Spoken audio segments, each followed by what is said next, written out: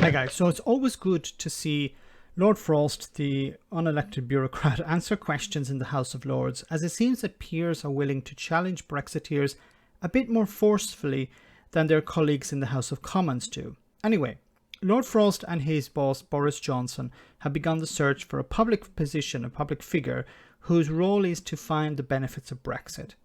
I think it'd be frankly easier getting Sammy Wilson of the DUP to give up whiskey for Guinness, but it's always good to hear a member of the House of Lords challenge the unelected bureaucrat to come up with some positives of Brexit.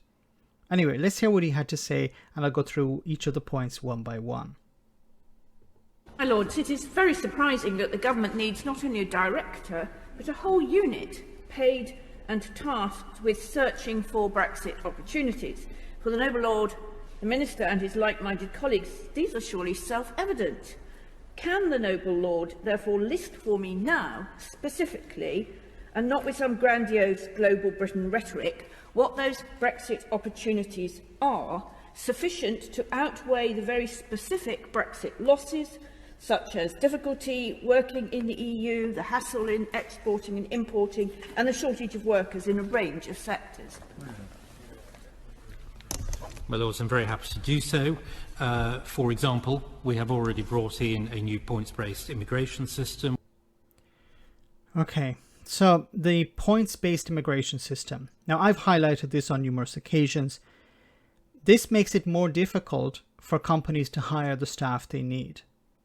Yes, it keeps some racists and xenophobes happy, but it's actually doing damage to the economy, and we're seeing supermarket shelves go empty due to the lack of heavy goods vehicle drivers.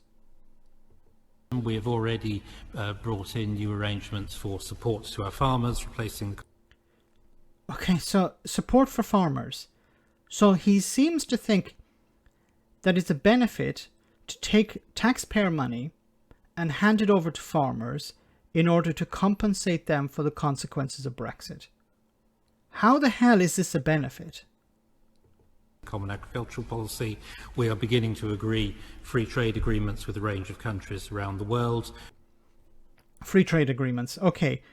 Well, you know, what are the main ones? Japan and Australia. Well, they're actually worse than the agreements the UK had when it was a member of the European Union.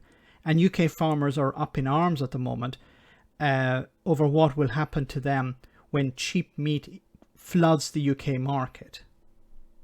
We have brought in a new global human rights sanctions regime that was not necessary to leave the European Union in order to put in place. There's a common trend. Has been used extensively, and in the Queen's speech we have set out future opportunities: a subsidy control bill, a procurement bill, the free ports programmes, and then the free ports once again something that didn't need the UK to leave the EU in order to put in place. And we know that there were free ports in the UK until 2012, when they were ended by, drumroll, the Tories. Professional Qualifications Bill. Professional Qualifications Bill means certain EU qualifications will be recognised in the UK. But this is a way of fixing the damage done by ending freedom of movement. How is this a benefit of Brexit? Planning bill. The Chancellor set out our roadmap for future financial services. I could go on. Now, the planning bill, the discussion on future financial services, which unfortunately are not going anywhere at the moment. Now, as he said, he could go on. Well, so what are the benefits of Brexit? He ends it here. Well, I can sum it up. You have the unelected bureaucrat telling people that the benefits of Brexit are things that will mitigate against the damage of Brexit somewhat. Other things could have been achieved while the UK was a member of the European Union.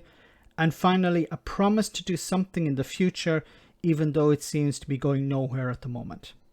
Okay. Perhaps Boris Johnson and Lord Frost do need to hire someone to find the benefits of Brexit, because Lord Frost can't seem to find them on his own. Let me know in the comment section, guys, what you think. As always, your comments are greatly appreciated. Thanks a lot. I want to say a big thank you to all of my patrons. you ensure that this channel continues to exist. I'm eternally grateful for all of your support. If you join Patreon, you will receive instant access to our Discord server, where we have both audio and video chats. You can chat with me and other patrons, where we discuss important and non-important issues. Becoming a patron per month costs about the same as a large coffee, so why not check it out?